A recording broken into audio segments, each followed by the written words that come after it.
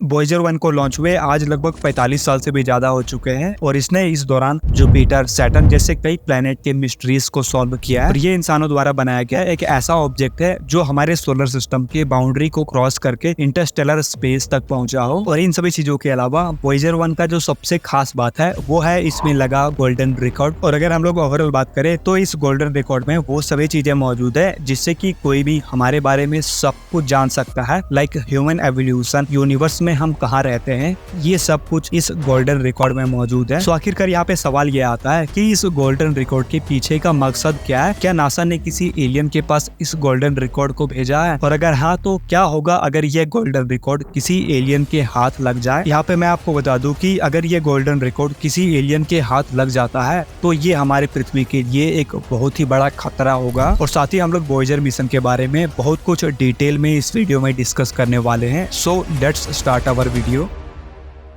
Video में आगे बढ़ने से पहले आप सभी लोगों से एक छोटी सी रिक्वेस्ट है, हो सकता है तो आप हमारे चैनल को सब्सक्राइब कर ले क्योंकि आपका हर एक सब्सक्राइब हमें ऐसे ही वीडियो बनाने के लिए मोटिवेट करता है। आई होप आपने अभी तक हमारे चैनल को सब्सक्राइब कर रखा होगा या फिर कर लोगे। सो वापस आते हैं अपने टॉपिक पर। 1977 ये वो साल था जिस साल नासा ने वॉयेजर 1 और वॉयेजर 2 दोनों को लॉन्च किया था। 20 अगस्त 1977 को वॉयेजर 2 को लॉन्च किया गया था और फिर इसके बाद 5 सितंबर 1977 को वॉयेजर 1 को लॉन्च किया गया था। यहाँ पे आप कंफ्यूज मत होना, सबसे पहले वॉयेजर 2 को लॉन्च किया गया था और फिर इसके बाद वॉयेजर 1 को लॉन्च किया गया था। ये हमारे इतिहास का एक ऐसा मिशन रहा है जिसने हमारे सोलर सिस्टम में मौजूद कई मिस्ट्रीज को सॉल्व किया। इन दोनों ही प्रोब्स को खास करके हमारे सोलर सिस्टम में मौजूद प्लैनेट और मून पर रिसर्च करने के लिए डिजाइन किया गया था। इसमें लगे खास इक्विपमेंट की वजह से ये उस टाइम का सबसे एडवांस स्पेस प्रोब था। जैसे कि ये स्पेस प्रोब किसी भी प्लैनेट और मून के इमेज तक को कैप्चर कर सकता था और ये प्लैनेट के एटमॉस्फेयर के बारे में भी जान सकता था और साथ ही ये प्लाज्मा और मैग्नेटिक फील्ड पर रिसर्च भी कर सकता था। और इसके अलावा इस स्पेस प्रोब को कुछ इस तरीके से डिजाइन किया गया था कि ये स्पेस प्रोब पृथ्वी से बहुत दूर जाकर भी पृथ्वी से लगातार संपर्क को बनाए रख सकता था। और अगर हम लोग वॉयेजर 1 के कुछ इंपॉर्टेंट डिस्कवरीज की बात करें तो इसने जुपिटर को बहुत ही करीब से देखा है और हमें दिखाया है, जिससे कि वैज्ञानिकों को इसके सरफेस और साइज के बारे में बहुत कुछ मालूम पड़ा है। और साथ ही इसने जुपिटर के मून आईओ के बारे में भी बहुत कुछ पता लगाया है, जैसे कि इस मून में पृथ्वी की तरह ज्वालामुखियों का विस्फोट होता है। और साथ ही वॉयेजर 1 ने सैटर्न के रिंग और सैटर्न के सबसे बड़े मून टाइटन के बारे में भी बहुत कुछ पता लगाया है, जैसे कि टाइटन के एटमॉस्फेयर में मीथेन गैस के होने का जानकारी सबसे पहले वॉयेजर 1 ने ही दिया था, जो कि टाइटन में जीवन के पॉसिबिलिटी को बहुत ज्यादा बढ़ा देता है। और साथ ही इस मिशन का दूसरा प्रोब जो कि वॉयेजर 2 है, इसने हमारे सोलर सिस्टम में लगभग 11 नए चंद्रमाओं का खोज किया है। और फिर टाइम आता है 25 अगस्त 2012। इस दिन वॉयेजर 1 हमारे सोलर सिस्टम के कई प्लैनेट के नजदीक से गुजरते हुए और उनके इमेज को कैप्चर करते हुए हमारे सोलर सिस्टम के बाउंड्री को क्रॉस कर देता है। और इस तरह वॉयेजर 1 हिस्ट्री का सबसे पहला मैन मेड ऑब्जेक्ट बन जाता है जो हमारे सोलर सिस्टम के बाउंड्री को क्रॉस करके इंटरस्टेलर स्पेस में पहुंचा हो। और फिर इसके बाद टाइम आता है वॉयेजर 2 का 5 नवंबर 2018। इस दिन वॉयेजर 2 भी हमारे सोलर सिस्टम के बाउंड्री को क्रॉस करके इंटरस्टेलर स्पेस में पहुंच जाता है। और इस तरह ये सेकंड ह्यूमन मेड ऑब्जेक्ट बनता है जो हमारे सोलर सिस्टम को क्रॉस करके इंटरस्टेलर स्पेस में पहुंच गया हो। और ये दोनों ही स्पेस प्रोब अपने इंटरस्टेलर जर्नी को पूरा करने में लगे हुए हैं। और अगर अभी हम लोग वॉयेजर 1 के करंट डिस्टेंस की बात करें तो ये हमारी पृथ्वी से लगभग 24 बिलियन किलोमीटर दूर मौजूद है, जो कि 165 एस्ट्रोनॉमिकल यूनिट होता है। और अगर हम लोग लाइट की स्पीड से भी वॉयेजर 1 के पास पहुंचना चाहे तो हमें 22 घंटे 52 मिनट से भी ज्यादा का समय लगेगा। और पृथ्वी से जो वॉयेजर 1 का डिस्टेंस है वो लगातार बढ़ते जा रहा है। और अगर हम लोग वॉयेजर 1 के करंट स्पीड की बात करें तो ये स्पेस प्रोब अभी 17 किलोमीटर पर सेकंड की स्पीड से इंटरस्टेलर स्पेस में ट्रैवल कर रहा है। वॉयेजर 1 हमारे पृथ्वी से लगातार तो दूर जा ही रहा है, लेकिन इसके साथ एक और चीज जा रहा है जो कि है गोल्डन रिकॉर्ड। आगे बढ़ने से पहले मैं आपको एक और चीज बता दूं कि वॉयेजर 1 और वॉयेजर 2 दोनों में गोल्डन रिकॉर्ड लगे हुए हैं। इन दोनों ही गोल्डन रिकॉर्ड में जो डेटा और इन्फॉर्मेशन है वो बिल्कुल सेम है। और इसी गोल्डन रिकॉर्ड की वजह से ये मिशन इतना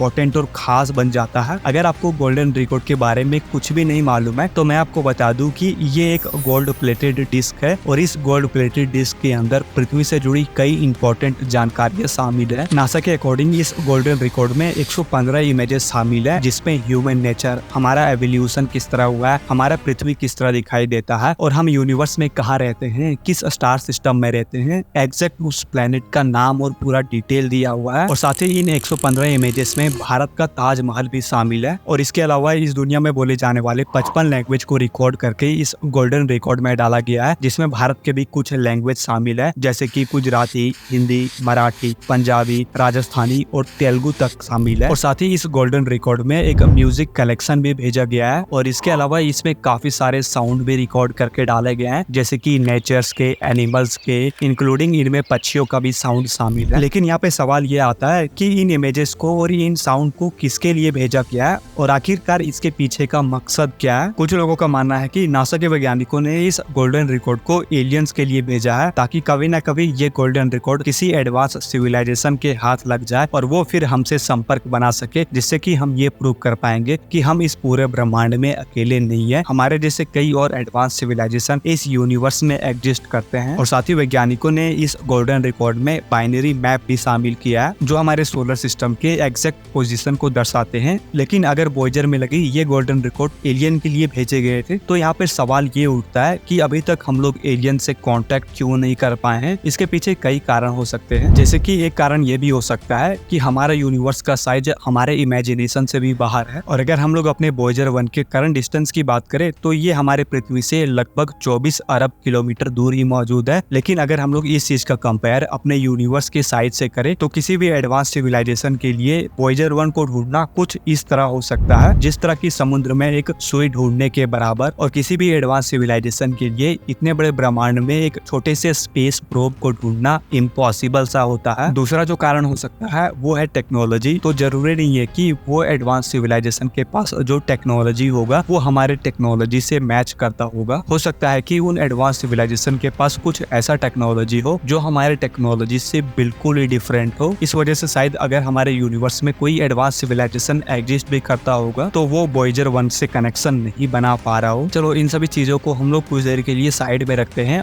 और हम लोग कुछ सेकंड के लिए मान लेते हैं कि वॉयेजर 1 को किसी एडवांस सिविलाइजेशन ने देख लिया और वॉयेजर 1 की टेक्नोलॉजी को डिकोड करके ये सब कुछ पता लगा लिया कि इस गोल्डन रिकॉर्ड में आखिर क्या क्या मौजूद है। तो यहाँ पर सवाल ये उठता है कि इस गोल्डन रिकॉर्ड में जो भी चीजें मौजूद थे वो एलियन ने देख लिया, तो क्या वो हमारे लिए एक खतरा होगा? वेल, इसका जवाब हाँ और ना दोनों ही है, लेकिन कैसे, चलो हम लोग इसको थोड़ा डिटेल में समझते हैं। देखो, जाहिर सी बात है, जब कोई एडवांस सिविलाइजेशन हम इंसानों को इस गोल्डन रिकॉर्ड में देखेंगे तो उनके लिए ये काफी अजीब होगा, लेकिन ये दो तरीके से रिस्पॉन्स कर सकते हैं। जैसे कि अगर उनका स्वभाव नॉर्मल रहा, लाइक हम ह्यूमंस की तरह, तो ये हम इंसानों को देखने के बाद काफी एक्साइटेड होंगे और वो हमसे कनेक्शन बनाने की कोशिश करेंगे। लेकिन उन एडवांस सिविलाइजेशन का स्वभाव काफी अजीब रहा और काफी गुस्सेल वाला रहा, तो ये हमारे लिए एक खतरा हो सकता है। फॉर एग्जांपल, उनका टेक्नोलॉजी अगर बहुत ही ज्यादा एडवांस रहा तो हो सकता है कि वो एडवांस सिविलाइजेशन हमारी पृथ्वी पर अटैक कर दे और हमारी पृथ्वी पर कब्जा कर ले। लेकिन मैं आपको एक बार फिर से बता दूं कि ये सभी चीजें एक इमेजिनेशन है। रियलिटी में ऐसा हो भी सकता है, नहीं भी हो सकता है। लेकिन हाँ, वैज्ञानिकों को ये पूरा भरोसा है कि आज नहीं तो कल या फिर अरबों साल के बाद ये गोल्डन रिकॉर्ड किसी न किसी एडवांस सिविलाइजेशन के हाथ जरूर लगेगा। लेकिन वॉयेजर के लिए ये मिशन यहीं पे खत्म नहीं होने वाला है। वैज्ञानिकों की माने तो वॉयेजर इनफाइनाइट टाइम तक इंटरस्टेलर स्पेस में ट्रैवल करते रहेगा और कभी न कभी किसी एडवांस सिविलाइजेशन के हाथ जरूर लगेगा। लेकिन ये भी हो सकता है कि जब किसी एडवांस सिविलाइजेशन के हाथ ये वॉयेजर 1 का गोल्डन रिकॉर्ड लगे और वो एडवांस सिविलाइजेशन हमसे संपर्क बनाना चाहे, तो जरूरी नहीं है कि जब ये वॉयेजर 1 का गोल्डन रिकॉर्ड किसी एडवांस सिविलाइजेशन के हाथ लगेगा तब हम पृथ्वी में जीवित रहे या फिर ना रहे। हो सकता है कि जब ये गोल्डन रिकॉर्ड किसी एडवांस सिविलाइजेशन के हाथ लगे तो शायद उससे पहले ही हमारा अस्तित्व पृथ्वी से खत्म हो चुका होगा। लेकिन जो भी हो,